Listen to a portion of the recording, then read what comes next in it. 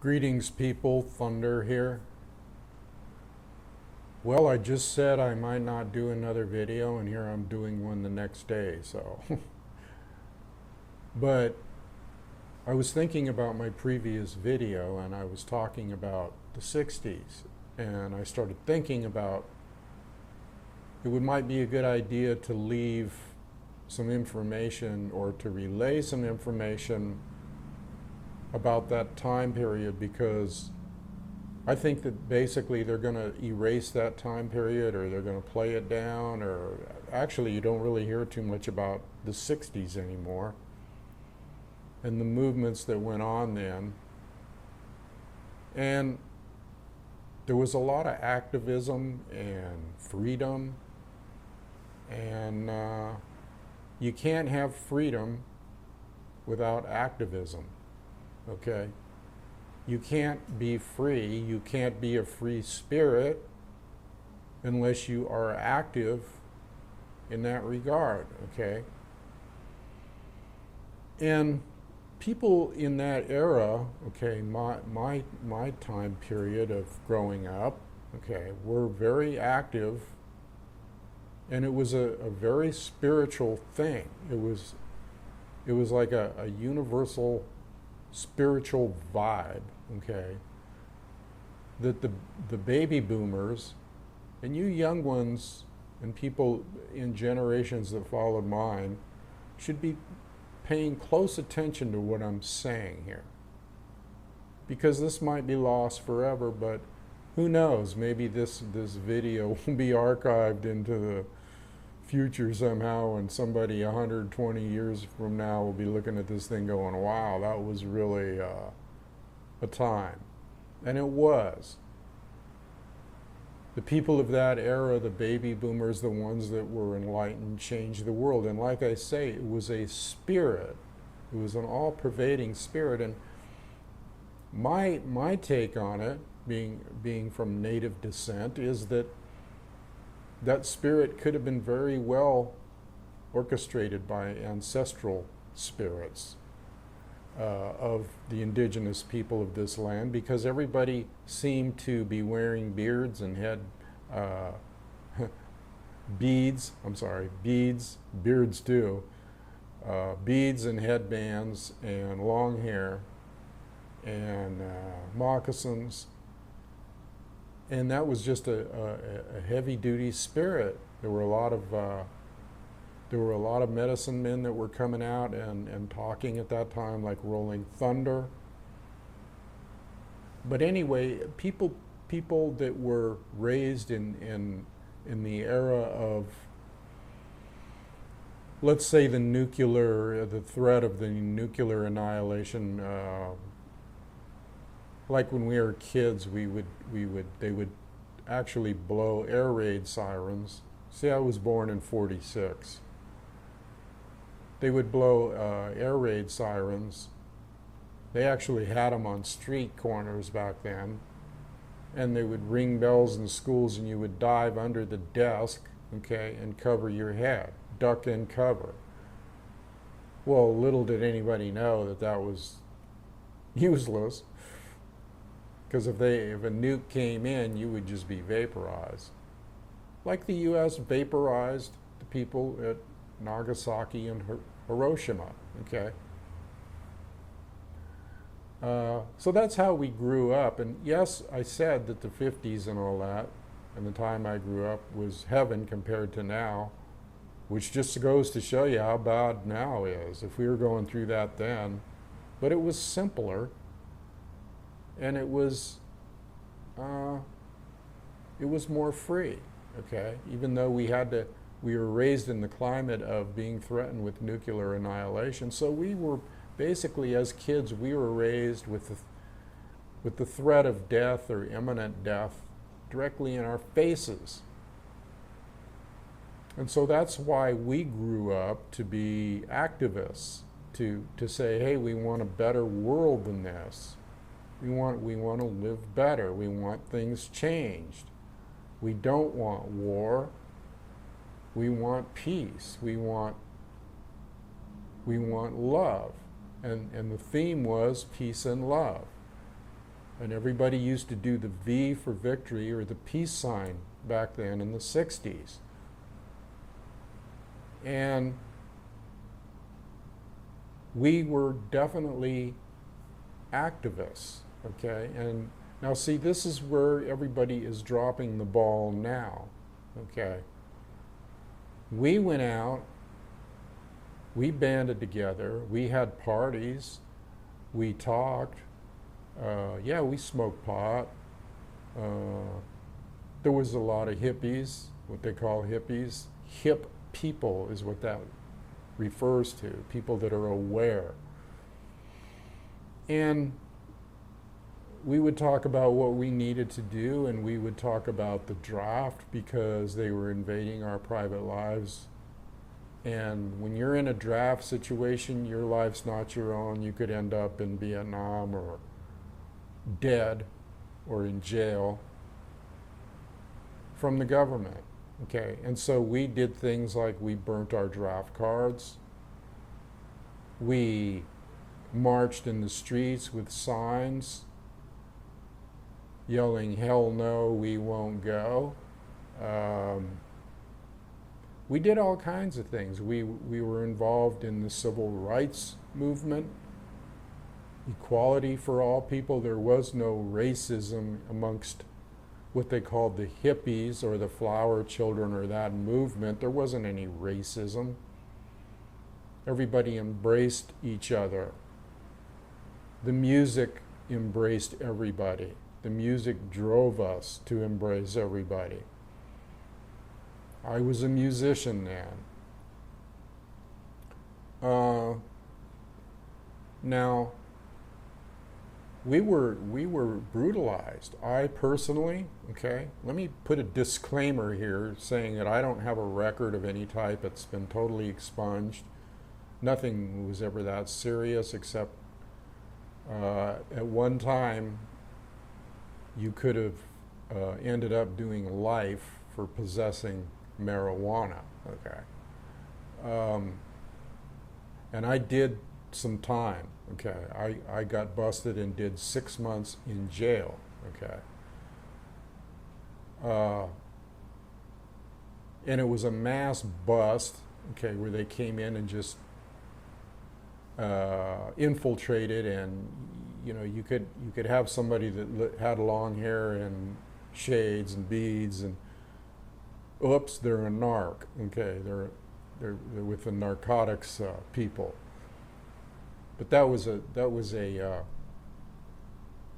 not the rule. Okay, the rule was that everybody bonded together and everybody loved one another and everybody did things together. Now let me get back to the point here about being arrested and beat up. Okay. Now, personally, myself, I was arrested over 23 times that I can count, okay, and released.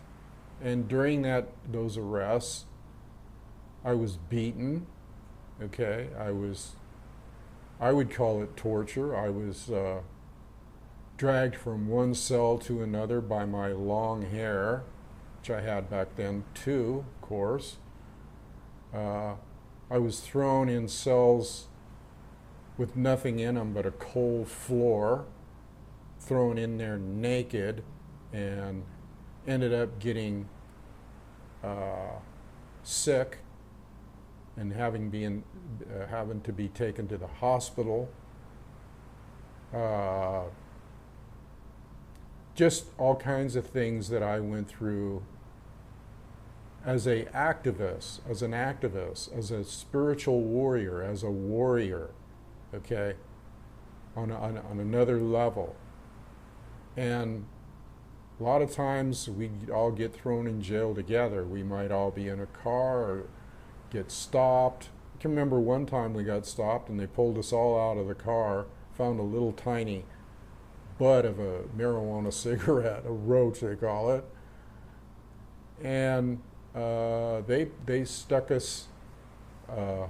They stuck 4 of us in the back seat, okay, of a cruiser, and then they stuffed another guy cross over our laps on top of us, one or two more, I forget, to where it was stifling hot and cramped, and we were handcuffed, and they took us off to a sheriff's substation. I remember that like it was yesterday.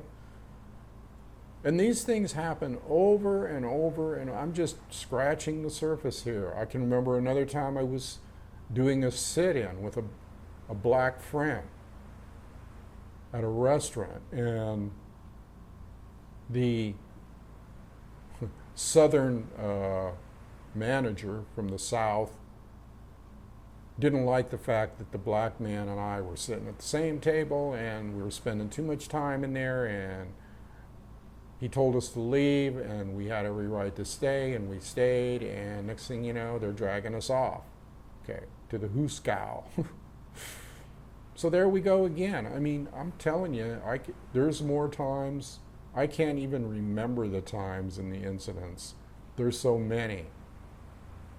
So Thunder paid his dues. And that's why I get on people, okay? That's why I get on people about get off your ass and do something. Even if it's going out and protesting in the streets in the hundreds and the thousands. The society we live in now is so far gone from even back then. We had some semblance of freedom, but you don't understand. They're clamping down, people.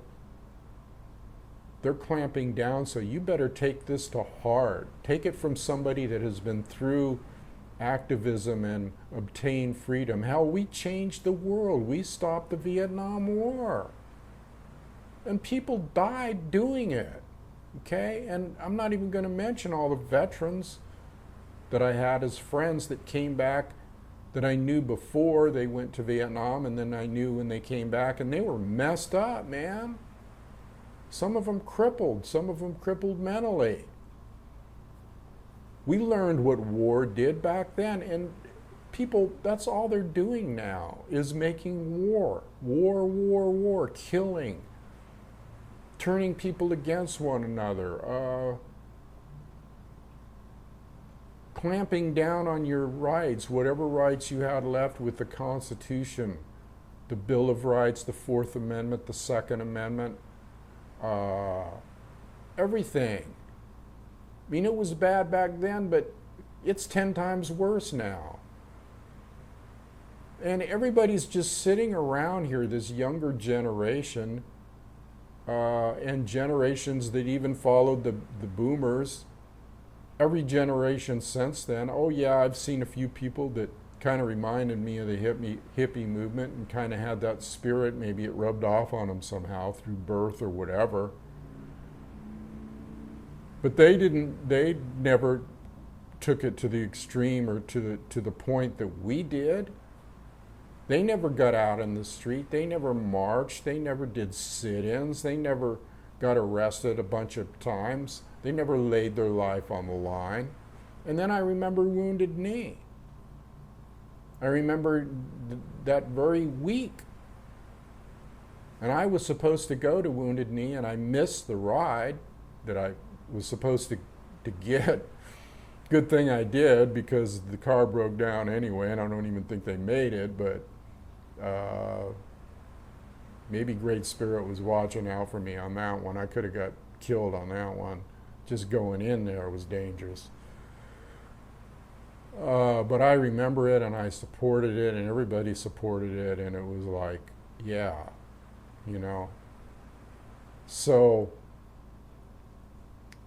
these are things that happened in the 60s. Now let me tell you about the camaraderie, okay, the camaraderie of the 60s. It was like people were really your brothers. You could really trust them. And you could trust the women. And the women were like, yeah, it was a nice time because there was a lot of love going around, if you know what I mean. But there was no jealousy. There was just sharing, okay. There was no fear involved with that whole thing. And the community was a tight bond. It was a tight bond. I mean, there was There was forgiveness was abundant among us. If we did something to wrong somebody else, it was forgiven easily.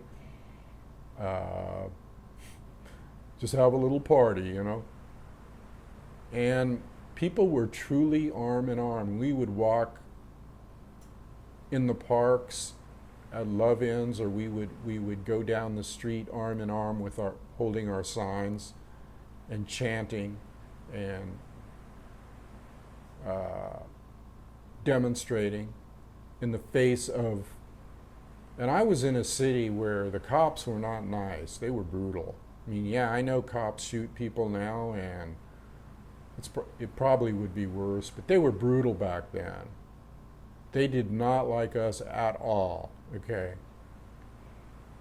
It was a paranoia thing wherever you went. Whenever you drove your car, if you had long hair or if you looked a certain way, and we did, we weren't about ready to sell our free spirit down the river, we would be stopped and harassed and searched, okay, illegally. And it was a true time of camaraderie. It was a true time of, almost like hoka hey, it is a good day to die. What did we have to lose? The nukes were, all lined up on both sides, and until they signed the treaty, proliferation, the nuclear proliferation treaty, we could have been as good as dead. We could have been as good as Nagasaki and Hiroshima. And there's a feeling that you get with that bonding with your brothers and sisters that you just cannot describe. You can't describe it. It's a loving, beautiful, accepting. We're overcoming terrific odds. We're bonding together. We're free spirits. It just felt good, okay? I can't even tell you how good it felt. Even though we went through a lot of adversity, we always knew that when we got out of jail or whatever we got through, if we survived, if we lived, that our brothers and sisters were there for us.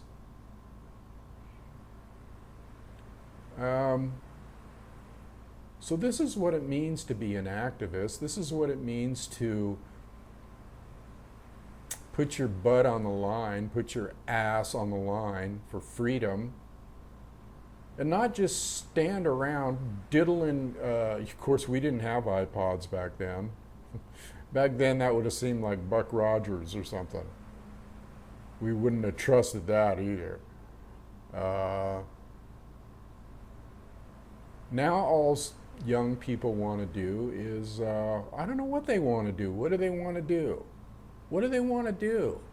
You tell me, what do young people want to do? What kind of future do they think they have? What kind of future does anybody have now?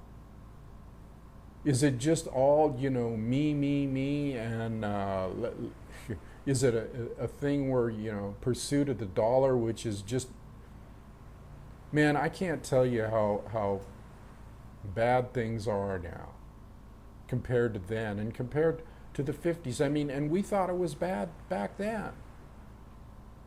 We thought and it was in a lot of ways. It might have been. It's all relative, but we knew one thing: we didn't like it, and we didn't feel free, and we didn't feel like the government was running the show right.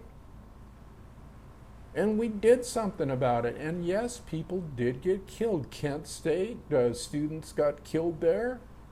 And that's just the ones you know about. I mean, there were so many people, blacks in the South and hippies that went into the Midwest. And there's hundreds of deaths, hundreds during that time. Not to mention the red men on the reservation, too.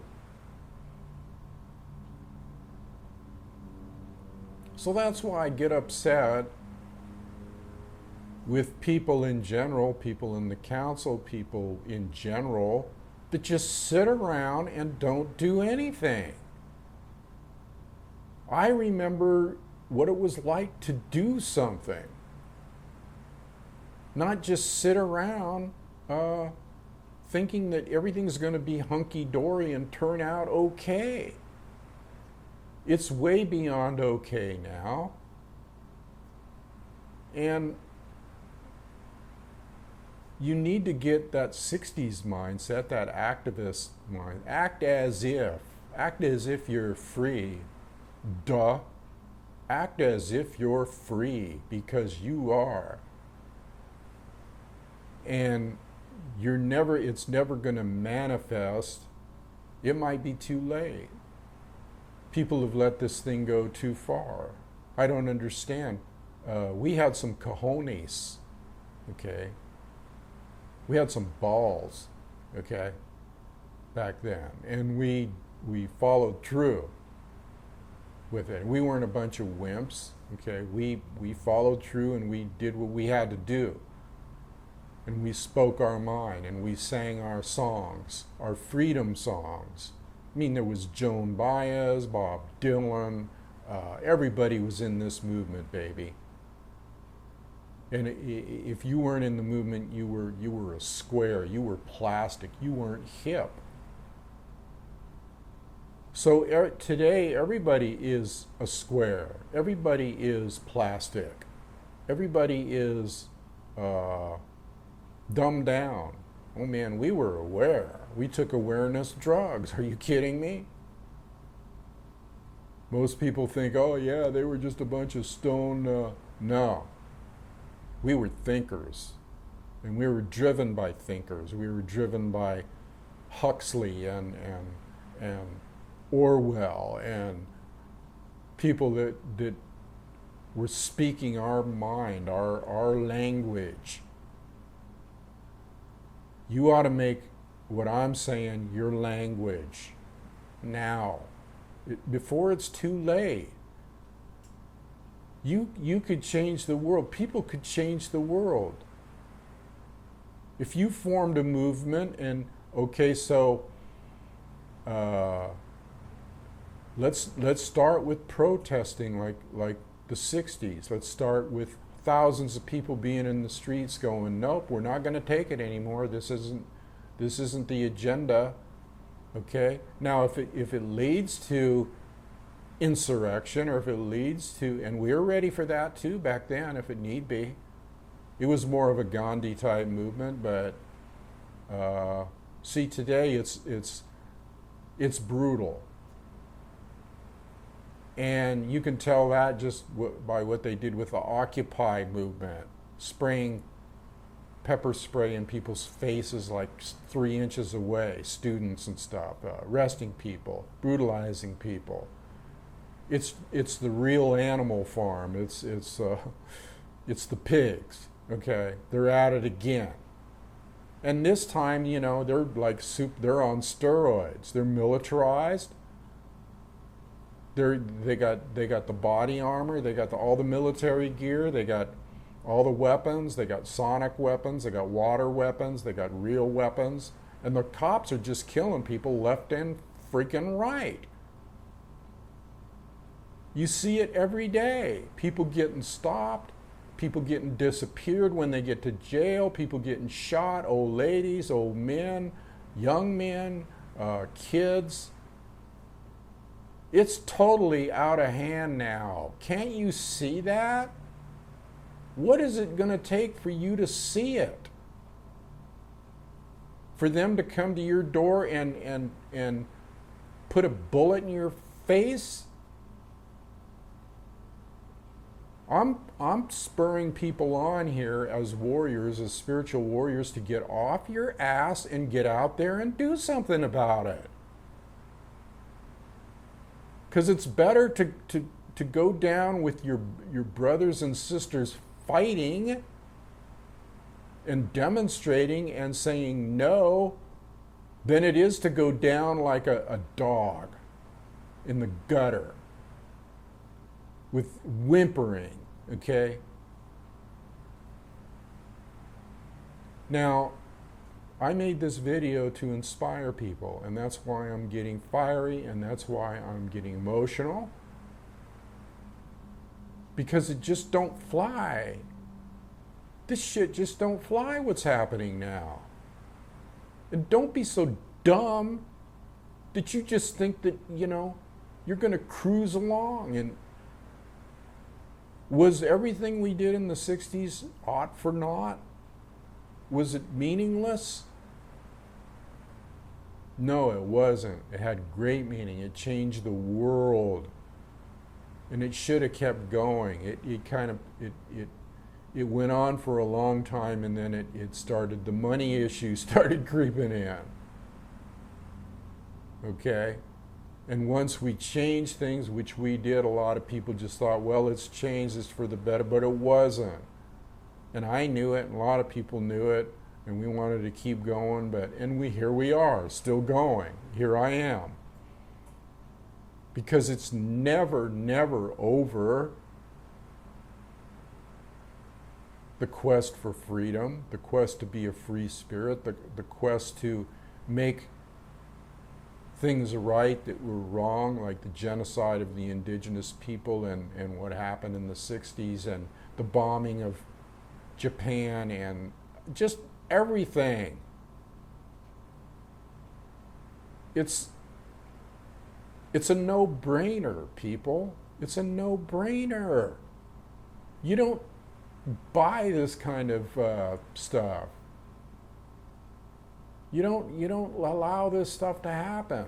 You can't. Not if you think that your freedom is precious, and that the way people, they don't even treat people good anymore. They don't treat seniors good. They don't treat. Look at all the homeless people.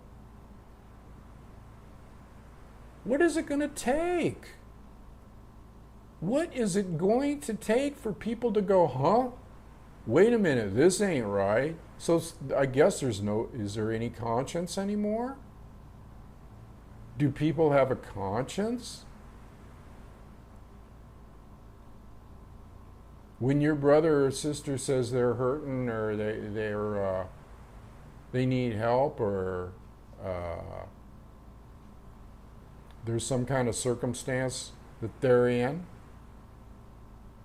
where they need help, and they might not say it outright, but we knew it back then. Now, what do? Do you reach out to that person? Do you say, hey, yeah, you know what?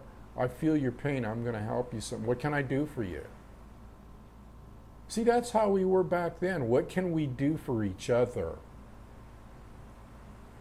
Nobody was homeless in our group because we had communes. We had safe houses. We had all that stuff. We traveled. We were a nomadic peoples, tribal people.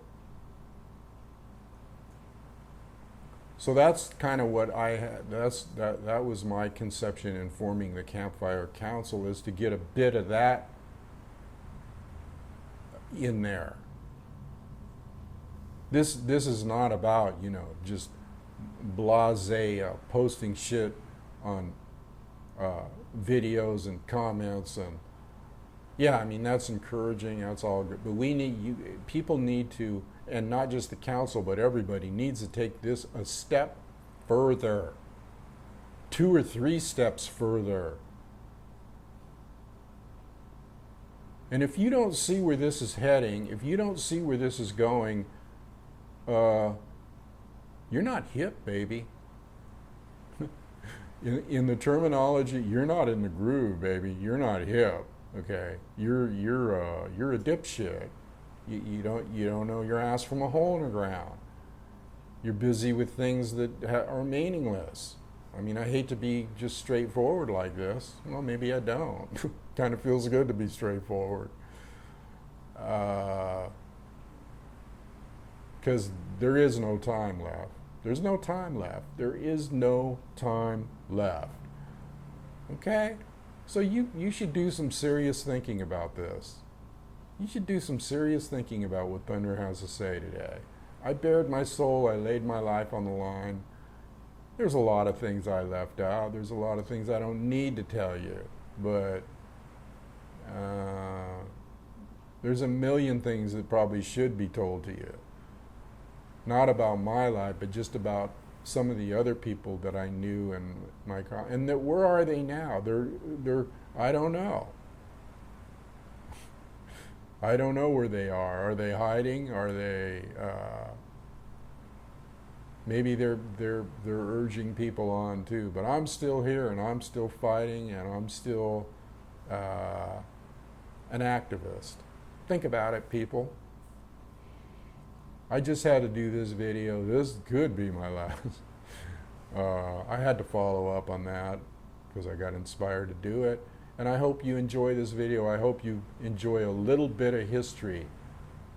And just remember one thing, it feels really, really good to do something, to act, to not just sit there. Because then you realize you really are doing something. You really are making a difference. All right, people. Peace. Later on, over and out.